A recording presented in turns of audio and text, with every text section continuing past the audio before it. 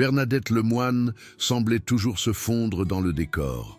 À 16 ans, elle était de corpulence moyenne, avec des cheveux châtains raides lui arrivant aux clavicules, qu'elle attachait généralement avec une simple barrette.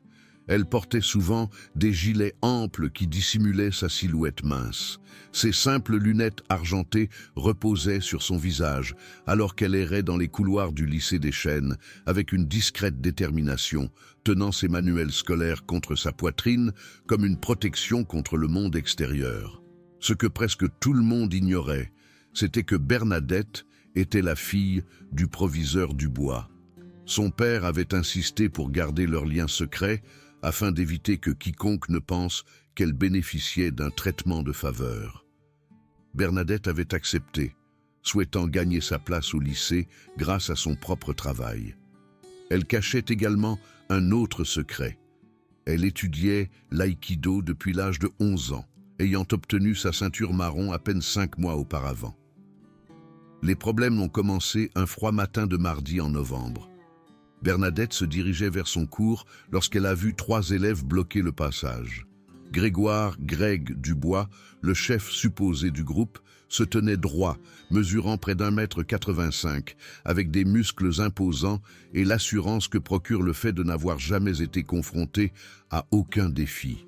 Ses cheveux châtains foncés étaient toujours parfaitement coiffés et son blouson de marque indiquait sa position d'athlète populaire.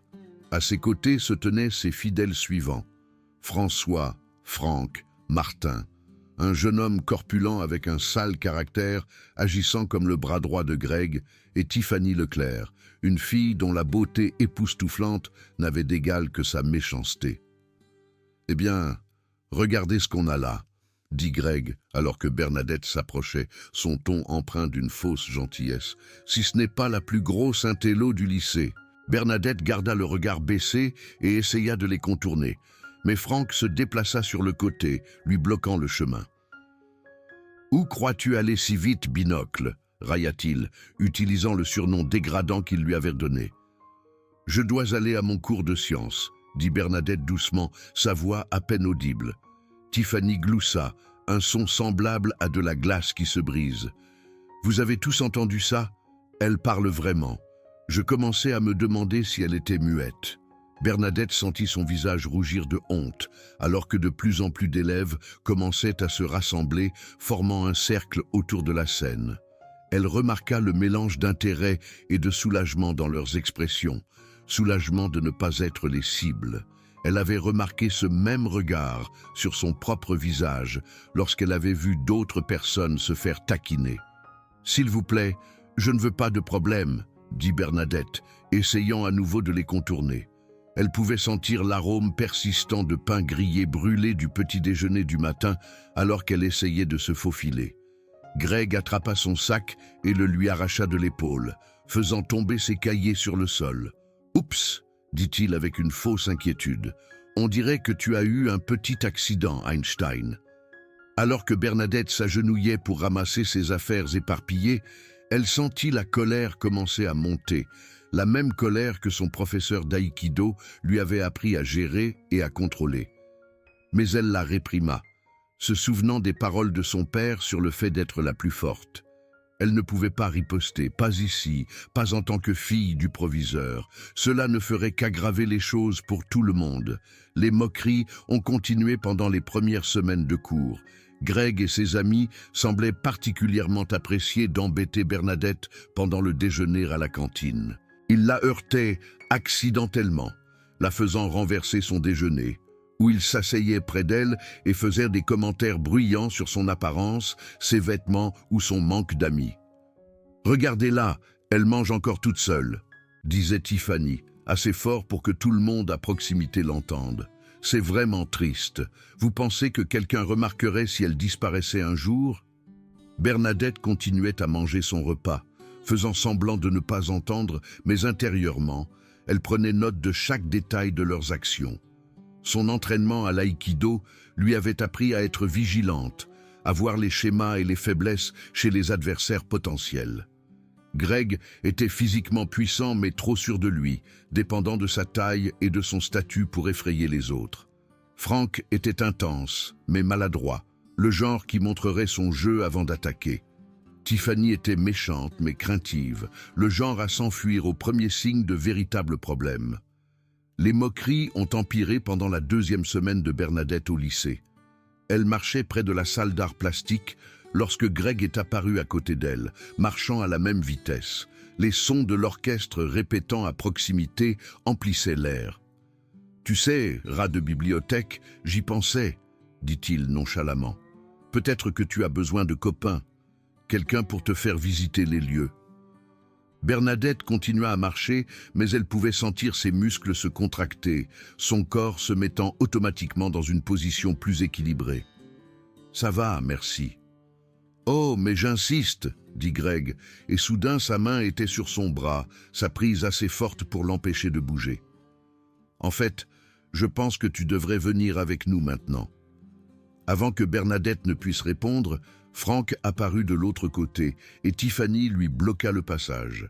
Ils avaient clairement planifié cela, choisissant un endroit plus calme où il y aurait moins de monde. « On va avoir une petite discussion, » dit Greg, son masque amical tombant pour révéler quelque chose de plus effrayant. « À propos de ton problème d'attitude. » Ils la conduisirent vers une salle de classe déserte et Bernadette ressentit une vague de peur. C'était différent de leurs habituelles moqueries publiques, cela semblait dangereux. Mais alors qu'ils la poussaient à travers la porte, elle se rappela ses leçons. Elle avait des compétences qu'ils ignoraient, des capacités qu'ils ne pouvaient pas imaginer. À l'intérieur de la salle de classe, Greg se tenait entre Bernadette et la porte, tandis que Frank et Tiffany se tenaient de chaque côté d'elle. La lumière de l'après-midi filtrait à travers les fenêtres, projetant des ombres sur le sol poussiéreux. Elle pouvait sentir la faible odeur de vieille peinture et de poussière de craie. « Voilà le topo, Intello, » dit Greg, son ton devenant plus dur. « Tu as été vraiment ingrate ces derniers temps. On a essayé de t'aider à t'intégrer, de te donner de l'attention, et tu nous ignores. Ce n'est pas très gentil. »« Je ne veux pas de votre attention, » dit Bernadette, surprise par le calme de sa voix. Le visage de Greg s'assombrit. « Tu vois, c'est exactement l'attitude dont je parle. Tu te crois meilleur que nous, n'est-ce pas, avec tes notes parfaites et ton numéro de Sainte-Nitouche. »« Je ne pense pas être meilleur que quiconque, » répondit Bernadette honnêtement. « Je veux juste qu'on me laisse tranquille. » Tiffany s'approcha, sa voix baissant à un murmure. « Eh bien, c'est dommage, parce qu'on n'en a pas fini avec toi. En fait, je pense qu'on ne fait que commencer. » Frank fit craquer ses doigts, un son qui résonna dans la salle de classe silencieuse. Peut-être qu'elle a besoin d'une leçon de respect. Bernadette sentit son cœur battre plus vite, mais pas de peur.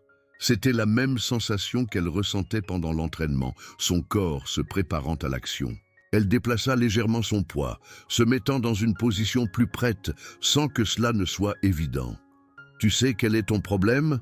continua Greg, se rapprochant. « Tu es faible. Tu laisses les gens te marcher dessus parce que tu n'as pas le courage de te défendre. Eh bien, devine quoi? Ça fait de toi la cible parfaite. » Alors qu'il parlait, il tendit la main et attrapa le devant du gilet de Bernadette, l'attirant vers lui. C'était une erreur. La première d'une longue série qu'il allait commettre dans les prochaines minutes. Les fils du vieux gilet de laine s'accrochèrent grossièrement à sa peau.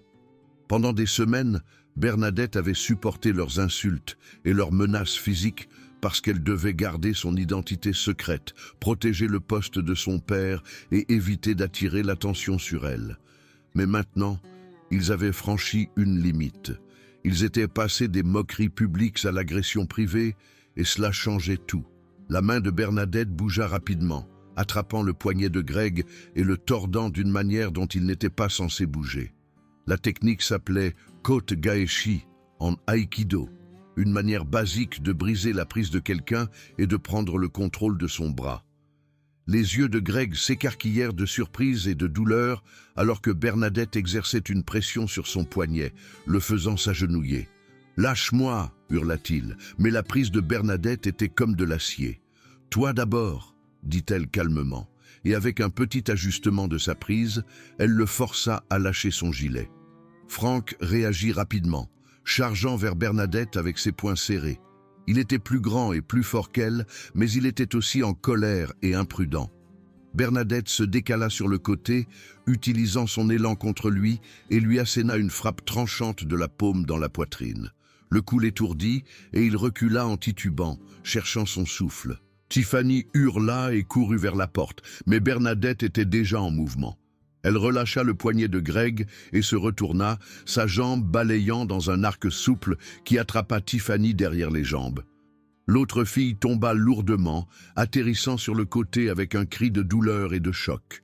Greg était de nouveau sur ses pieds maintenant, son visage rouge de colère et de honte. « Espèce de bizarre, je vais te... » Il ne termina pas la phrase. Le poing de Bernadette frappa sa mâchoire dans un coup de poing parfait, tout son corps derrière le cou. Greg chancela en arrière, ses mains volant à son visage, du sang coulant de sa lèvre. « Tu m'as cassé la lèvre !» cria-t-il, sa voix sonnant aiguë et enfantine. « Oui, » dit Bernadette d'un ton neutre, « et j'en casserai plus si tu n'écoutes pas attentivement ce que je vais te dire. » Les trois harceleurs la fixèrent sous le choc, comme s'ils la voyaient pour la première fois. Et d'une certaine manière, c'était le cas. Disparue, la fille timide et silencieuse qui l'harcelait depuis des semaines. À sa place se tenait quelqu'un de confiant, de maîtrisé et de clairement dangereux. « Je m'appelle Bernadette Lemoine, » dit-elle, sa voix portant une force qui les fit tous les trois tressaillir. « Et je pense qu'il est temps que vous réalisiez à qui vous vous êtes vraiment attaqué. » Les yeux de Greg s'écarquillèrent alors que la vérité le frappait. « Lemoine, tu veux dire que tu es la fille du proviseur du bois, » confirma Bernadette. « Et avant que vous ne commenciez à penser à courir raconter à quelqu'un ce qui s'est passé ici, vous devez savoir que j'ai gardé une trace de tout ce que vous m'avez fait pendant ces dernières semaines. Chaque insulte, chaque menace physique, chaque fois que vous m'avez fait me sentir en insécurité dans ce qui devrait être un endroit sûr. » Franck tenait toujours sa poitrine, essayant de reprendre son souffle. « Tu ne peux rien prouver, » haleta-t-il. Bernadette fouilla dans son sac et en sortit son téléphone portable. « En fait, si, j'ai enregistré l'audio de nos conversations. J'ai des dates, des heures, des témoignages et des photos des conséquences de vos attaques. Voulez-vous entendre l'enregistrement de jeudi dernier quand vous avez jeté mon déjeuner à la poubelle ?» La couleur quitta le visage de Tiffany. « Tu ne peux pas nous faire ça. On est populaire, on est important. Vous êtes des harceleurs, » corrigea Bernadette. « Et les harceleurs ne sont jamais aussi importants qu'ils le pensent. » Elle se dirigea vers la fenêtre et regarda la cour du lycée en contrebas, où les élèves commençaient à se rassembler pour la fin de la journée. « Voilà ce qui va se passer. Vous allez me laisser tranquille à partir de maintenant. Complètement tranquille. Vous n'allez pas me regarder, me parler, ni même penser à moi. Et si j'entends dire que vous avez ciblé quelqu'un d'autre comme vous m'avez ciblé, je m'assurerai que chaque élément de preuve que j'ai collecté finisse entre les bonnes mains. » Greg tenait toujours sa lèvre, essayant d'arrêter le saignement. « Tu te crois si forte maintenant, mais ce n'est pas fini. Ce n'est pas parce que ton père est le proviseur que... » Bernadette se détourna de la fenêtre et le regarda avec un regard si froid qu'il s'arrêta au milieu de sa phrase. « En fait, c'est exactement ce que ça veut dire. Mais plus que ça, je veux que tu comprennes quelque chose sur qui je suis vraiment. » Elle revint au centre de la pièce, ses mouvements fluides et maîtrisés. « Je pratique l'aïkido depuis l'âge de 11 ans. Ce sont des années d'apprentissage de la façon de gérer le danger, de la façon d'utiliser la force d'un agresseur contre lui, de la façon de mettre fin à un combat avant qu'il ne commence vraiment. Ce que vous venez de voir, c'était moi qui me retenais. Beaucoup. » Elle fit une pause pour laisser cela s'imprégner. « Je n'ai pas riposté avant parce que j'essayais d'être la plus forte. J'essayais de gérer cette situation avec dignité et retenue. Mais vous trois avez décidé que ce n'était pas suffisant. Vous avez décidé d'escalader. Vous avez décidé de me coincer dans une salle de classe vide et de me menacer de violence physique. » Franck finit par se redresser, son visage toujours pâle. « On n'allait pas vraiment te faire mal. On essayait juste de te faire peur. » L'intimidation est une forme de violence, répondit Bernadette. Et menacer quelqu'un de violence physique est une agression, même si vous ne mettez pas vos menaces à exécution. J'ai tous les droits de me défendre, et j'ai tous les droits de m'assurer que vous subissiez les conséquences de vos actes. Tiffany pleurait maintenant, du mascara coulant sur son visage. S'il te plaît, ne le dis à personne, on est désolé, on te laissera tranquille, on te le promet. Bernadette la fixa longuement. Je veux te croire, Tiffany, vraiment. Mais je t'observe depuis des semaines maintenant. J'ai vu comment tu traites les autres élèves quand tu penses que personne ne te regarde. Je t'ai vu faire des croche-pieds aux élèves plus jeunes dans le couloir, répandre des histoires sur les filles que tu n'aimes pas et généralement rendre la vie difficile à tous ceux que tu considères comme différents ou faibles. Elle se tourna pour faire face aux trois. Il ne s'agit pas seulement de moi. Il s'agit de la culture de la menace et de la cruauté que vous avez créée dans ce lycée. Il s'agit des nombreux autres élèves qui ont souffert à cause de votre besoin de vous sentir fort et important. Greg essuya le sang de sa lèvre avec le dos de sa main. Alors, qu'est-ce que tu veux de nous? De l'argent? Des excuses? Quoi? Je veux que vous changiez, dit simplement Bernadette. Je veux que vous réalisiez que vos actions ont des conséquences. Je veux que vous réfléchissiez au genre de personne que vous avez été et que vous décidiez si c'est vraiment ce que vous voulez continuer à être. Elle ramassa son sac et le mit sur son épaule. Mais surtout, je veux que vous vous souveniez de ce moment. Je veux que vous vous souveniez que la fille silencieuse que vous pensiez être une cible facile était en fait quelqu'un qui aurait pu vous blesser gravement si elle l'avait voulu. Je veux que vous vous souveniez que vous ne savez jamais vraiment de quoi quelqu'un d'autre est capable. Alors que Bernadette se dirigeait vers la porte, Greg l'appela. Ça ne change rien. Les gens penseront toujours que tu es bizarre. Tu seras toujours seul. Bernadette s'arrêta à la porte et se retourna vers lui. Greg, je n'ai jamais été seule. J'ai choisi d'être silencieuse. J'ai choisi de rester à l'écart. J'ai choisi de me concentrer sur mes études et mon entraînement au lieu de jouer à des jeux avec des gens comme toi. Mais ça a toujours été mon choix. Elle sourit et il y avait quelque chose dans ce sourire qui les fit tous les trois reculer. La différence, c'est que maintenant tout le monde saura que j'avais le pouvoir de mettre fin à ça quand je le voulais. Ils sauront que je vous ai laissé penser que vous aviez le contrôle parce que j'essayais d'être gentille. Ils sauront que quand j'ai finalement décidé d'agir, vous trois n'avez pas pu le supporter. Sur ce, elle sortit de la salle de classe, les laissant assis dans un silence stupéfait. Les sons lointains de la sonnerie du lycée résonnèrent dans le couloir. La nouvelle de la confrontation se répandit dans le lycée comme une traînée de poudre. Le lendemain matin, tout le monde avait entendu une version des événements. Les détails étaient différents. Certaines personnes disaient que Bernadette avait battu les trois harceleurs jusqu'à l'inconscience. D'autres disaient qu'elle avait utilisé des armes d'arts martiaux. Mais l'essentiel était le même. La fille silencieuse s'était révélée bien plus dangereuse que quiconque ne l'avait pensé. Greg, Frank et Tiffany se retrouvèrent dans une nouvelle situation étrange. Les autres élèves les regardaient différemment maintenant, non pas avec le mélange de peur et de respect auquel ils s'étaient habitués, mais avec quelque chose de plus compliqué. Il y avait de la pitié, de l'embarras, et une sorte de honte partagée qui venait de la réalisation qu'ils avaient soutenu la mauvaise personne depuis le début. Bernadette, quant à elle, constata que sa vie avait changé d'une manière à laquelle elle ne s'était pas attendue. Les élèves qui ne lui avaient jamais parlé auparavant commencèrent à hocher poliment la tête lorsqu'ils la voyaient dans les couloirs. Les professeurs semblaient la regarder avec un nouvel intérêt. Même le concierge, Monsieur Martin, lui fit un discret signe de pouce levé lorsqu'elle passa devant lui à la cantine. Plus important encore, elle remarqua que l'atmosphère générale du lycée avait changé.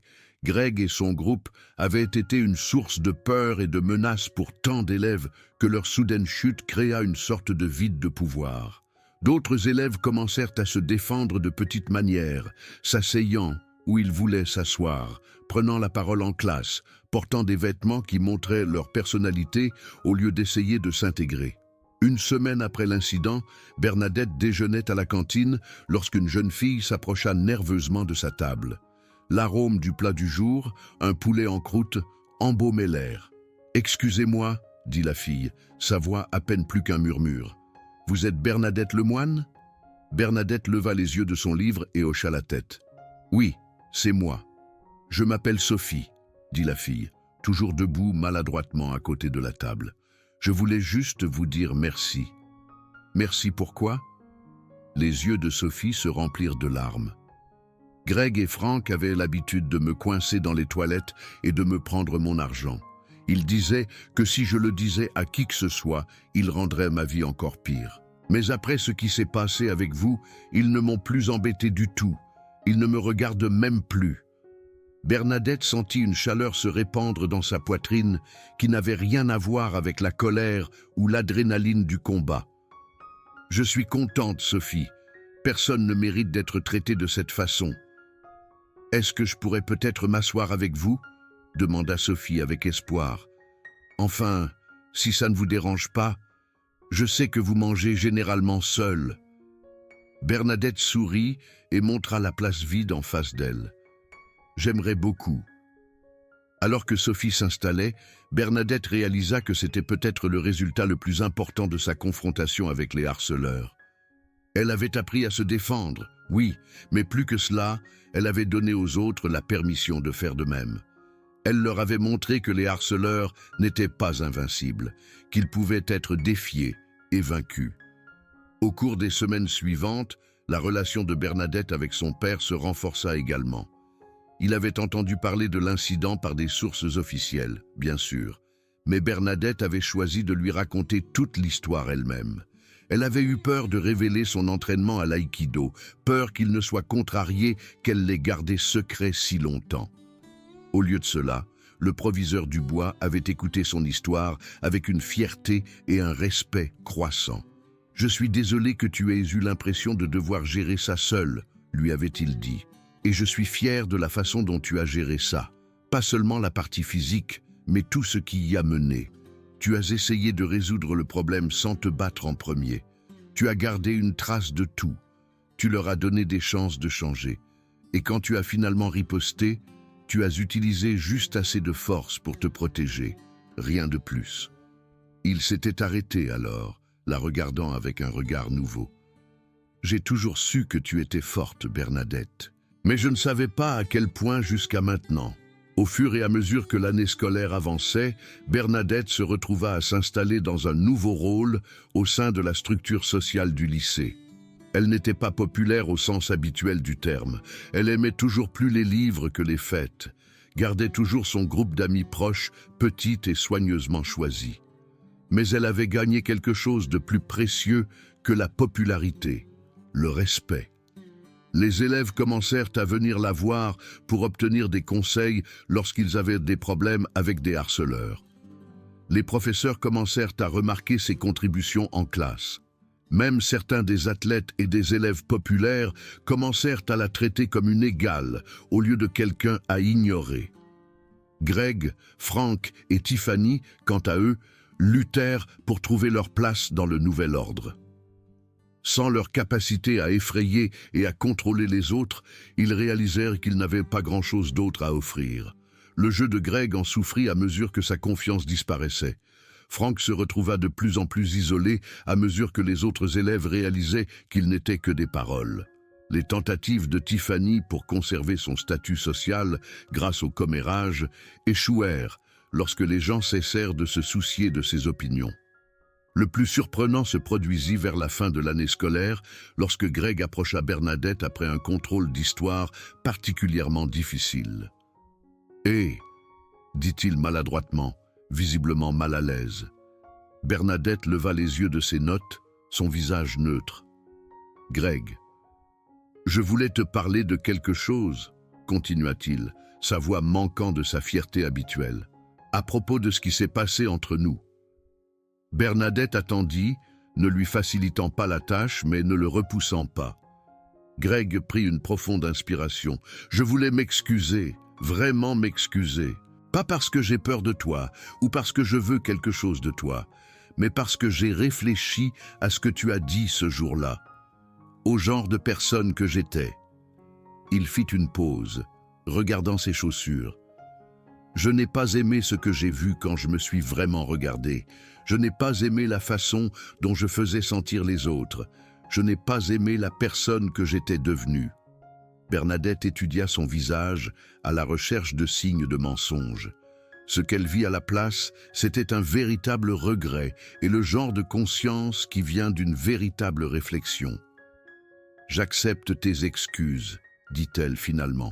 « Mais tu dois savoir que t'excuser auprès de moi n'est que le début. Tu as blessé beaucoup de gens, Greg. Tu as fait de ce lycée un endroit effrayant pour les élèves qui essayaient juste de passer leur journée sans se faire taquiner. » Greg hocha la tête. « Je sais. J'ai essayé de m'excuser auprès de tous ceux dont je me souviens avoir blessé. Ça prend du temps. »« C'est bien, » dit Bernadette. « Un véritable changement prend du temps. » Alors qu'il se préparait à partir, Greg hésita. « Je peux te demander quelque chose. Ce jour-là, dans la salle de classe, quand tu as riposté, avais-tu peur du tout ?» Bernadette réfléchit à la question. « Oui, j'avais peur. Pas de vous trois, mais de ce que je pourrais faire si je perdais le contrôle. J'avais peur de devenir le genre de personne qui utilise le combat comme premier choix au lieu du dernier. »« Mais tu n'as pas perdu le contrôle, » fit remarquer Greg. « Non, je ne l'ai pas fait. Et c'est la différence entre se défendre et devenir un harceleur. Quand tu te défends, tu utilises juste assez de force pour arrêter la menace. Quand tu deviens un harceleur, tu utilises la force pour te sentir fort. » Greg hocha la tête lentement. « Je crois que je comprends maintenant. » Alors qu'il s'éloignait, Bernadette pensa à tout ce qui avait changé depuis ce froid matin de mardi en novembre. Elle avait appris qu'être silencieux ne signifiait pas être faible, qu'être gentil ne signifiait pas être impuissant, et que parfois, la chose la plus puissante que l'on puisse faire est de faire preuve de contrôle même lorsque l'on a la capacité de causer du tort. Elle avait également appris que se défendre ne change pas seulement sa propre vie, cela peut changer la vie de tous ceux qui nous entourent. En refusant d'être une victime, elle avait inspiré les autres à trouver leur propre force. En vainquant les harceleurs sans en devenir un elle-même, elle avait montré qu'il était possible d'être à la fois fort et gentil. Plus important encore, elle avait appris que la vraie force n'est pas la capacité de blesser les autres. C'est la sagesse de savoir quand ne pas utiliser cette capacité et le courage d'agir lorsque l'action est vraiment nécessaire. Le bourdonnement lointain de la circulation sur l'autoroute voisine était un rappel constant du monde, au-delà des murs du lycée. Alors que Bernadette sortait du lycée des Chênes ce jour-là, elle marchait avec un nouveau genre de confiance. Pas la fière démarche de quelqu'un qui a besoin de prouver sa force, mais la tranquille certitude de quelqu'un qui sait exactement ce dont il est capable et qui a choisi d'utiliser cette connaissance avec sagesse. Elle n'était plus seulement la fille du proviseur ou la fille silencieuse avec les livres. Elle était Bernadette Lemoine et elle avait appris à se défendre et à défendre les autres sans jamais perdre de vue qui elle voulait être.